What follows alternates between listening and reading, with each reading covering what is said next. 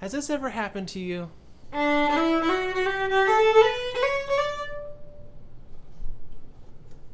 So chances are you probably had times playing on the violin and that's the way it sounded. And that's totally okay because I've done that before many times and at various levels. And the clip was obviously a very extreme example of what we're talking about today. And that is going to be talking about how our left hand and our right hand work together. So the exercise that we're going to be doing is working on the connection work of getting the hands to be in like the same space of like mind. We want to make sure that they're working together. So before we get right into the exercise, I need to explain some basic mechanics of this.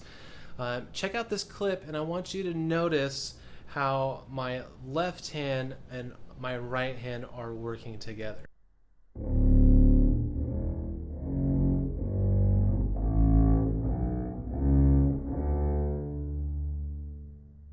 So you may have seen that the left hand, like my fingers were actually going down before the bow changes. Okay, so even though we might have this really smooth sound, and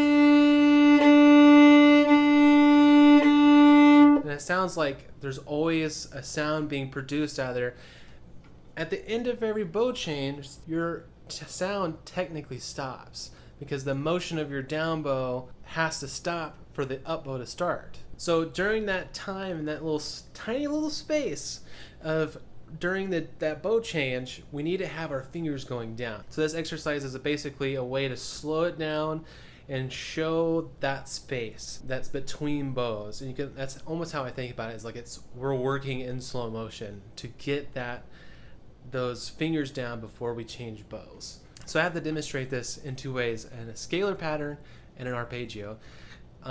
Because we're always working in steps or skips.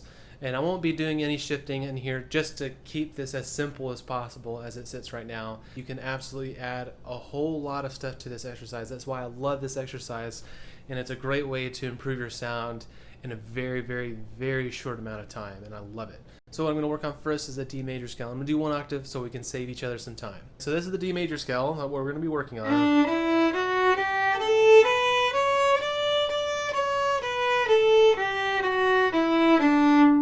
And what we're trying to work on here is we're going to stop the bow between every bow change. Okay, so we're going to go D, and as soon as we stop, we're going to set our finger down. Okay, so we're going to go, let's see how I put my finger down.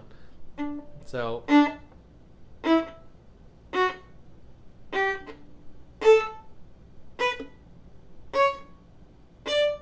now something you may not be hearing picking up from my mic here is actually how my fingers actually sound when they're coming down. And when I'm putting my fingers down, I'm going to put my hand really close to the mic so you can hear this. So I'm going.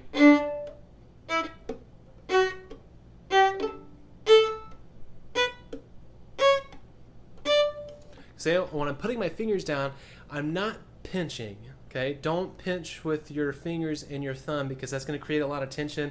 It's going to be really hard to be relaxed, and it's going to be very difficult to shift if you're grabbing too much with the thumb. So let your thumb relax, and it's to create that kind of slap with your fingers is really actually just the quickness of your fingers, and we want our fingers to be really, really quick. Okay, so I'll demonstrate this one last time. So it's D, set the finger down. And I want you to notice that I'm playing each note, and as soon as I stop the bow, I'm setting the next finger down as fast as humanly possible. Okay, you can think of it almost as like a 16th note, that I'm going 1E, 2E, and on the E of 2 or whatever the beat is, 1E and 2E and on the E of 2, I'm actually setting my finger down. That way I can force myself to do this quickly. And you can wait as long as you want for your bow. And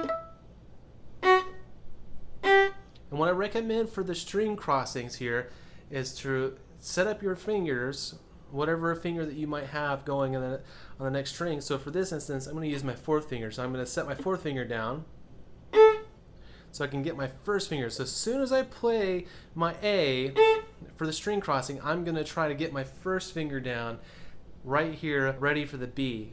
So then I roll my bow over quietly, okay, and I want you to notice that I put my finger down actually before I rolled my bow over. So we're going to play the A on our down bow. Hi, this is Editing Robert here, and you may have just noticed what I just did there was trying to figure out what my bowing was, and it's something I completely forgot to mention here, but it's really important to make sure that you're following along with the bowings that you're doing in your song that you're doing. So just keep that in the back of your mind as you're doing this exercise. So Video Robert, continue. We're going to play the A on the down bow. Okay, and then set your first finger down immediately. Then roll it over, and as soon as you play the B, we're going to release our fingers here. Okay, so when we're going back down, we're going to be plucking with our left hand, like left hand pizzicato. You can think of like Paganini Caprice number 24. And a quick caveat about the left-hand pizzicato, we're not actually trying to get a really great sound with the left-hand pizzicato. We're just trying to get the idea of getting our fingers off as fast as humanly possible. Okay? So what we're going to do is same exact motion, but we're going to go down and then pluck your finger off. And see, I set 3 down, but I also set 2 and 1 down. I set 1, 2, 3 down. And it's a good habit to get into to set all of your fingers down so you're prepared. It's a really good way to get us to actually be able to play quicker. So roll it over, and once you have it all set, then you play the G, then we'll pluck. Okay, so going down the scale, we're going to go D, pluck,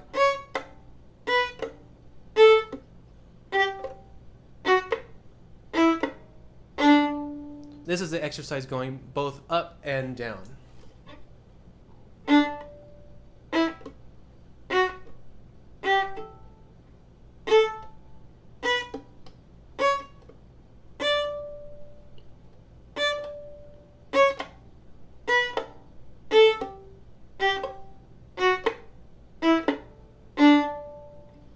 Okay, let's see if that cleaned anything up for me. Feels really easy. Okay, and I know it's just a D major 1 octave scale and it is easy, but we want to make sure, even though you're playing something easy, always do some exercise to actually iron out those easy things. Alright, so we're going to talk about the arpeggios now. Okay, so what I'm going to do is an A major arpeggio, 2 octave, but I'm not going to use open strings. Normally we would play it with open strings like this.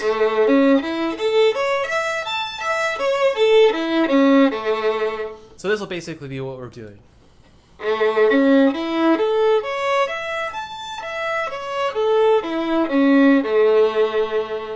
To get started, we obviously have to play the A. So here's where this becomes a real tricky mess, because since we're doing arpeggios in this case, we're actually going to be setting up more than one note at the same time, because we need to be prepared for our next note. Now, some of these fingerings you may want to see what the practicality of your piece is. You may or may not need to do this, but if you're going to be doing it straight, like really lickety-split, arpeggio up and down, highly recommend doing setting multiple fingers down at the same time. We're getting set up for the string crossings and just being prepared a long time beforehand. So we play our A, and then as soon as we're done, just like the last time, so we go A, but this time I actually set my first finger on the E as well as my third finger down on the C sharp. And same thing, roll your bow over. So we're going to play and then release. Okay? The reason why we do that is because sometimes we have poor string crossings, and it's always good to have our fingers down just in case the string crossing doesn't quite work out. We don't accidentally hit any other notes or open strings that doesn't actually fit within the chord. Okay, so if you're having issues actually putting multiple fingers down at the same time, what I recommend is actually just forcing yourself to actually play them as double stops. So you can do, since I have to do C sharp and E down at the same time, I can go A,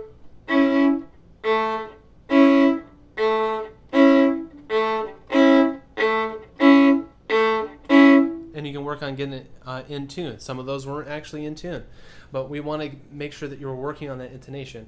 And if that's just way too hard, don't worry about it. But try to get both of your fingers down to prepare yourself for the string crossings as you go up. So we're here on the E. So we play the E now, and then after the E we put 4 and 2 down. So go 4, 2. You can release your first finger if you want to, or you can keep it down to help you stay structured here. And then rotate over C sharp, and then release 4 and 1 when we play the C sharp. Then we're going to do E and A down at the same time, 4 and 3, which is kind of difficult because it's a perfect fourth. Yikes. And we'll definitely get there, okay? Okay, so I'm gonna try from the C sharp again. Then up bow on the E. A is already set. I'm gonna roll it over, and then I'm gonna play the A, and then release 2 and 4. Okay, and in this case, since we're going back to the fourth finger, you don't actually have to release the fourth finger if you're going back down, especially if it's a quick string crossing. You have to go back down all the way down. Okay, so if we're here, keep your fourth finger down, roll it over, and then release the 3. Now we're basically doing this whole motion backwards.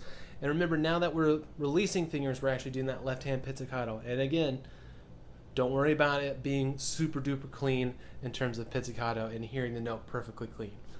Okay, so we play the E and release the A, and our second finger is already down. Okay, so as soon as we play the C sharp, I want you to try to get all your fingers down, so it'll be 1 and 4. Yikes. And if it's too hard, for sure keep your fourth finger down. So second, then we're going to do down bow and our fourth finger's down. So down bow and fourth finger. Roll it over, play the A, and then E. And then once we play the E, we're going to set the C sharp down. See how my C sharp went down? Then roll it over, C sharp, up bow, and then release the first finger. And then 1. Alright, so I want to put this out as like a final caveat here about this exercise. I want you to think about this and use this at your own risk. And I know that sounds like a negative, and I want you to use this exercise, but it can be really boring. I'm going to be completely honest with you. And it's also very, very, very brain consuming. Like, I don't know how many times I've used this exercise and I walk out of the practice room with a swinging headache because I have to do so much concentration into what I'm doing. But it's such a fantastic exercise, and I've been able to learn really, really difficult music in a very short amount of time just using this exercise. And I cannot recommend this enough, and it will take your playing to the next level and being a lot more articulate with how you sound, and it will completely clean up your sound.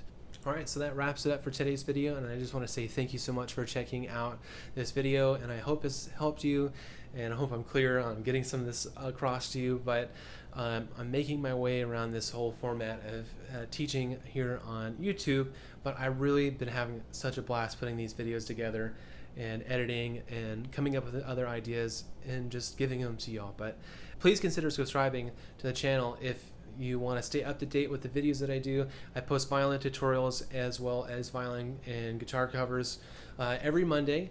And also, please like the video, and it really lets me know that I'm doing a good job here on these tutorials. And also comment down below and feel free to ask me some questions. I would love to answer your questions and potentially do a video over them. But thank you so much for checking out today's video, and I'll see you guys next time.